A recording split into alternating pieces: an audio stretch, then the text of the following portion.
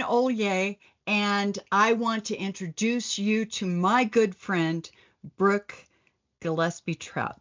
Brooke? I'm very happy to be here. I think this is something you and I have been wanting to do for a long time, and I'm glad that we're finally taking the time to do it. So thank you for that. Yeah, it's my pleasure. I think everybody should know a little bit about our history. You and I met, both of us were young things, actresses. Would you say 30 years ago? Yeah. Yeah. Wow.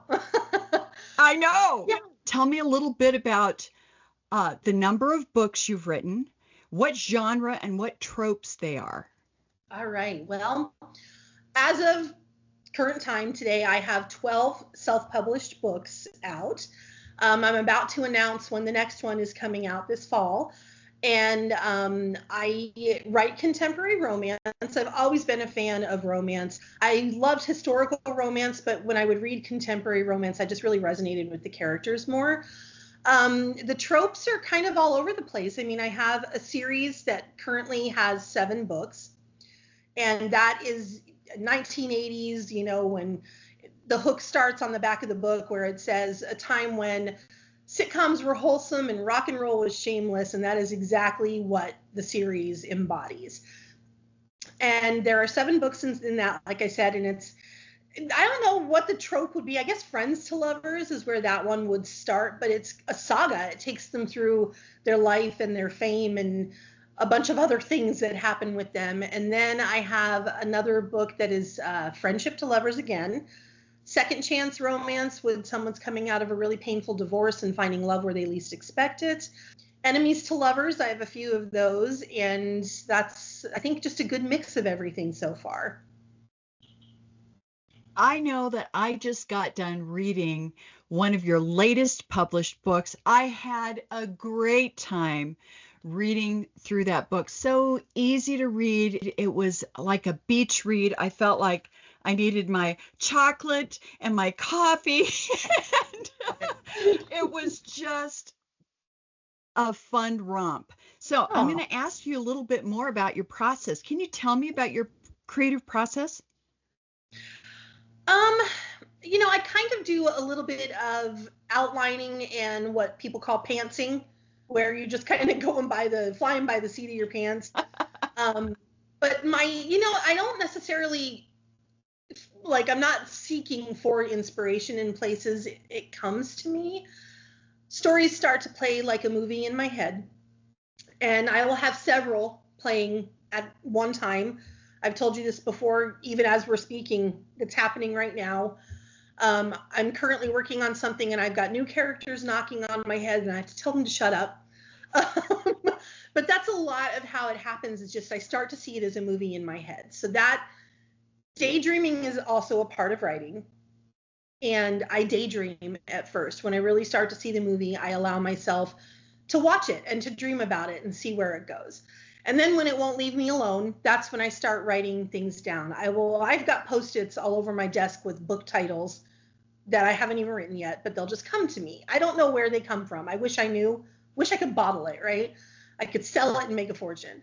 But that kind of. I think that is our goal here, because it is in a bottle. You're that vessel, and that was one of the things that really drove me to get you to agree to an interview with me, because not everybody has that. That's a special spark that is unique to you.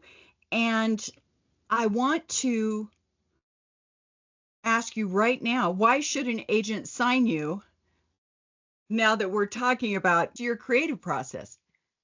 Well, I'm looking for an agent who can see, the long-term vision with me, right?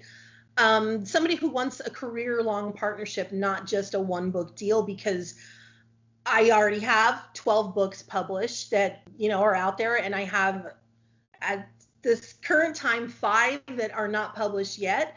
So I have a backlist. I have the drafts already done, and I know what the work is to put it in there, and I'm willing to do it and just collaborate with somebody who wants to walk this path with me. So Would you say on average you write a book a year? I am at about 2 a year that I'm. I make it sound so too, but no, I mean it's sometimes it's somewhere between 6 to 9 months. So sometimes it ends up being 2 in 1 year, and sometimes it's like one full one and half of one in 1 year. And I haven't really paid attention. That's just kind of off the cuff of me thinking that's what it is. But it's 1 to 2 a year, and I'm trying to also publish 1 to 2 per year. I want you to know that as an avid reader, I read every day. That's what I want as a consumer of Mm-hmm.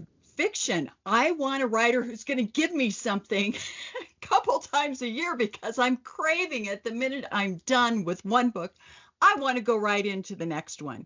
So I think that is a great reason for an agent to sign you. I think there's money out there to be had. I really do. And your work does some real benefits for this stressful lifestyle that we live in. We Mm-hmm. need an escape. And I believe this wholesome escape is good. Now, there's something I want to ask you about that might be a little controversial. You do write some sex scenes. Tell me a little bit about your process for that and where you're coming from. They can be difficult to write. And, I often, I'm going to just get not graphic, but just tell some funny stories that I will tell my readers because I post on social media a lot that, if you're reading one of my books and the character is crying, I am crying. If you're reading one of my books and the character is angry, I am angry. I am putting all of those emotions into it. So I said that. And somebody sent me a message and she said, so does that mean no, oh my God, no. Now, when I write them, do I feel a little bit of my heart racing? Of course, because it has to. If it doesn't do that for me, then it's not going to do that for the reader. But, excuse me, writing those scenes can be tricky for several reasons. They can get repetitive because when it comes to that intimate moment between people, we all have the same goal, right? So getting there is how I try to make it different. But it's a very delicate process because I've read some erotica in connecting with other writers who are really into writing erotica. My books are not erotica.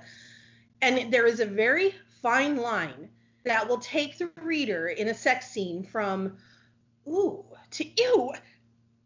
You have to just be so careful with it. And so I have eyes on it when I'm writing it. And I have one of my friends who reads it and she'll go, mm-mm. And I'll go, okay. And so it's, being vulnerable to share that also is very difficult because the first time I ever wrote one of those scenes, I think I blushed for 4 days. And, it's tricky, but, it's open door romance in most of my books. I'm kind of leaning away from that now as I've evolved as a writer, but it's there in my first books. It's definitely there. And it definitely, sometimes I make myself blush. Well, I so appreciate you being vulnerable with us and telling us about your process, what you're thinking, and really clarifying for us that line that you go up to without crossing over into erotica. I know that there's a huge segment that doesn't want erotica, although Mm-hmm. there is another huge segment that does, of course. Exactly. So I'm going to ask you, let's take a left turn here. Tell me a little bit about your social media and how are your business skills going right now? Again, we're answering why should an agent sign you? I'm very active on most of the platforms that I am on. I post a lot to Facebook. I interact with people, whether it's Instagram, Facebook, YouTube, or TikTok. If somebody comments to me, I'm going to comment back. You know, there's nothing worse for me as somebody who is following somebody on social media that, you know, when I say something, whether it's a compliment or whether it's a question, and the person just ignores it, right? So knowing that engaging is so important, which I think that just comes easily to me, probably because I have 25 years of customer service under my belt. And I think that's part. I have to get back to the client. But yeah, just being willing to post sometimes 3, 4 times a day.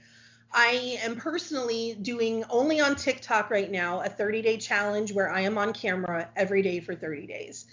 And I'm on day 8. I started it on July 1st, and it isn't easy. And the funny thing is, as you and I already touched on, I have a theater background. I've got a film background. So why am I so afraid to get on camera? So I'm challenging myself now to get over that. And I believe that that's really going to help me just grow more and interact with people more and gain more readers that way, because I'm really putting myself out there. Great. Well, thank you so much for your time. Is there anything else that if I were an agent, I should know about you? You know, I think that's a very good question. It's definitely, I'm not just, as we've already touched on, it's not just a one book, you know, one and done. I have the drive, I have the motivation. I am up before the sun rises every morning. I am touching my work every single day. I'm writing 5 to 6 days a week. It's an engine that started and it's not stopping. And I've got the ideas and I've got the drive and I've got the creativity, and I'm fun. I have to agree. You are fun. You are fun. Well, thank you.